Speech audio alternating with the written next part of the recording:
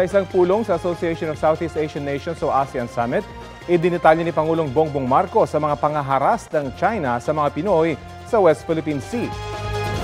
Sa pulong, kasama si Chinese Premier Li Qiang, binanggit ng Pangulo ang pangaharang, pambobomba ng tubig, sadyang pagbangga sa mga barko ng Philippine Coast Guard, panunutok ng laser, pati na ang pambubuli sa mga barko at eroplano ng BIFAR.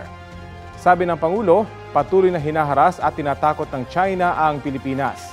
Ipinapakita raw nito na binabaliwala ng China ang international laws gaya ng United Nations Convention on the Law of the Sea o UNCLOS, pati na ang Convention on the International Regulations for Preventing Collisions at Sea o COLREGS. Kaya sabi ng Pangulo, kailangan ng madaliin ang negosasyon para sa ASEAN-China Code of Conduct na 1992 pa ipinanukala pero hanggang ngayon ay wala pang nabubuo. Sa Leaders Retreat naman noong Miyerkules, nanawagan ng Pangulo sa mga kapwa niya ASEAN leader na huwag magbulag-bulagan sa mga agresibong aktibidad ng China sa South China Sea. Taliwas daw yan sa layunin ng ASEAN na sama-samang humarap sa mga banta sa mga miyembro nito. Ang ulat ay batay sa kopya ng talumpati na nakuha ng Japanese media na NHK. Tumanggi magsalita ang Pangulo tungkol sa mga tinalakay sa Leaders Retreat dahil isa raw itong closed session.